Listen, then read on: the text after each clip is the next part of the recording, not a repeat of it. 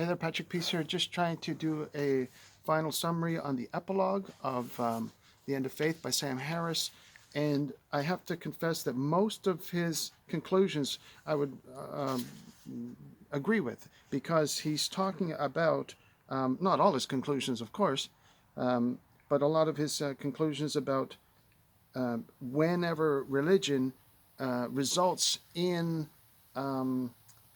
just bad ideas, bad crimes, imaginary crimes for things like blasphemy and resulting in ignorance and resulting in things like religious violence. If our religion results in violent intolerance and pain and sorrow and suffering and torture, all those bad things that can result from religious ideas gone wrong or rampant unbridled religiosity carried to extremes, then of course I would agree with most of what he's saying.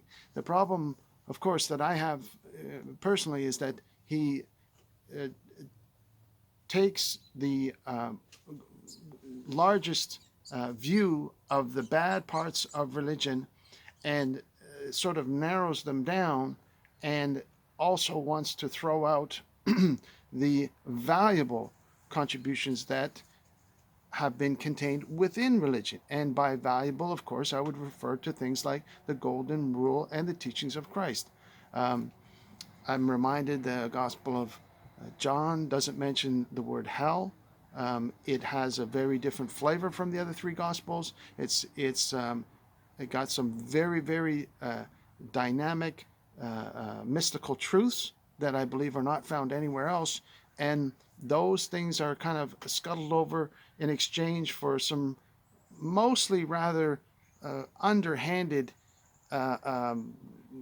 dismissals based on, kind of like cynicism, where instead of really giving the teachings of Christ a fair shake. I mean, not that he didn't have room for it. He gave a whole page for a random Buddhist teaching, and which he declared, "Oh, this is this is very rational. This is very solid. This is very empirical, even if you wanted to call it that, and that it would be accepted by scientists, right? This type of metaphysical, maybe simply because it included meditation, but that's being overly generous to clearly metaphysical religion. You can't call it much else in comparison to the very practical, straightforward teachings of Christ, which, if we're listed, would probably be quite eye-opening to a lot of the readers. I'm sure there's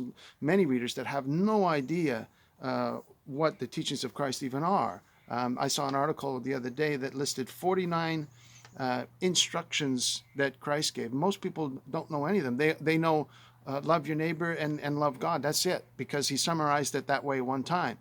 But he gave a lot of specific instructions which are most people would be oblivious to.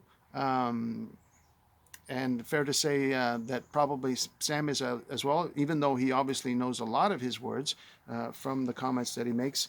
I think he's definitely too dismissive of Jesus Christ himself, because whenever he mentions him, and he does mention him often, he mentions him in a disparaging way, as if he is kind of in the way of his messianic aspirations for saving the world through atheism. And I say, Sam, good luck with that. You got a big battle on your hands, because